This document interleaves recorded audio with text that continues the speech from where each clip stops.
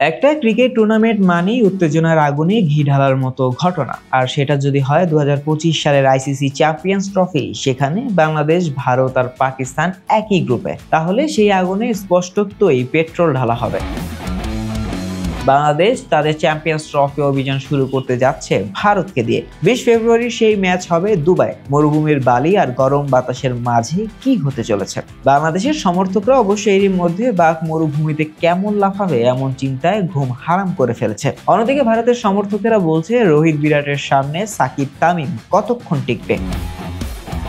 বাংলাদেশের অধিনায়ক যদি শান্ত থাকতে চান ইতিমধ্যেই নাকি দুবাইয়ের আবহাওয়া আর স্টেডিয়ামের পিচ নিয়ে গবেষণা শুরু করে দিয়েছেন। আর ভারত, তারা তো হাইফাই প্রস্তুতি নিয়ে এসেছে, সঙ্গে বোনাস হিসেবে এনেছে পিসিবির মাথা ব্যথা। পাকিস্তানের আয়োজন সম্পর্কে বলতে হয় এক টান টান রহস্য কাহিনী। প্রথমে চ্যাম্পিয়ন্স ট্রফি পুরোপুরি পাকিস্তানে হওয়ার কথা ছিল, কিন্তু ভারত স্পষ্ট জানিয়ে দিলেও আমরা পাকিস্তানে যাব না, সরি।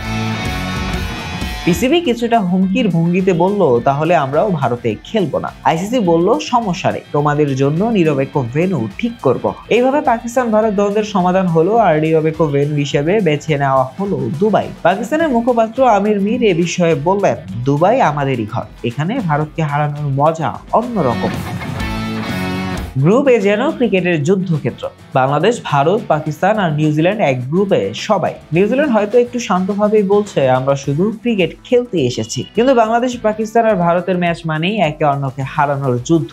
গ্রুপ পর্বের ফরম্যাট খুব সোজা। ১৯ ফেব্রুয়ারি হবে পাকিস্তান বনাম নিউজিল্যান্ডের ম্যাচ, ভেন্যু করাচি। ২০ ফেব্রুয়ারি বাংলাদেশ বনাম ভারত, ভেন্যু হবে দুবাইতে। ২৩ ফেব্রুয়ারি ভারত বনাম পাকিস্তান, ম্যাচ দুবাইতে। আর এরপর পাকিস্তান এবং ভারত যদি সেমিফাইনালে উঠে যায়, তবে আরো মজার সমীকরণ তৈরি হবে।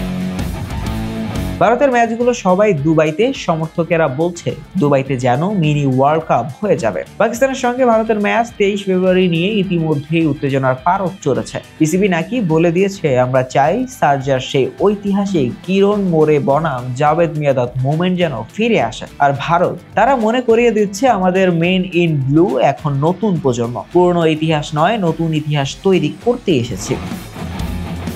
বাংলাদেশ দল এবার চ্যাম্পিয়ন্স ট্রফি নিয়ে বেশ উচ্ছ্বসিত। সমর্থকেরা মনে করছে, এবার আমরা একটা বড় চমক দেব। পিসিবির পরিকল্পনার মাঝেই বাংলাদেশ টিম নিজেদের প্রস্তুতি সারছে। তামিম, সাকিবকে নিয়ে নাটক থাকলেও বাংলাদেশের তরুণ ব্রিগেড বেশ লড়াকু মেজাজে। দলের অন্দরমহলে বলা হচ্ছে, প্রথম ম্যাচেই ভারতকে হারিয়ে যদি শুরু করা যায়, তাহলে গ্রুপ পর্ব পেরানো সহজ হবে। ২০২৫ চ্যাম্পিয়ন্স ট্রফি হতে যাচ্ছে ক্রিকেট প্রেমীদের জন্য এক বিশাল বিনোদন। বাংলাদেশ বনাম ভারত, পাকিস্তান বনাম ভারত, এসব ম্যাচ যেন শুধু খেলা নয়, দুই দেশের ইতিহাস, সংস্কৃতি আর আবেগেরও লড়াই। আর তার মধ্যেই বাংলাদেশের বাঘেরা নিজেদের চিহ্ন রাখতে পারে কিনা, সেটাই দেখার বিষয়। সবার এখন একটাই প্রশ্ন, দুবাইয়ের মরুভূমি কি বাংলার বাঘের গল্প শুনবে, নাকি ভারতীয় সিংহ আর পাকিস্তানের ঈগল তাদের ডানা মিলে দখল করে নেবে? আগামী ফেব্রুয়ারিতে হবে সেই উত্তর খোঁজার পালা। শাহরিয়ার আহমেদ জয়, ডেস্ক রিপোর্ট, আইকন স্পোর্টস।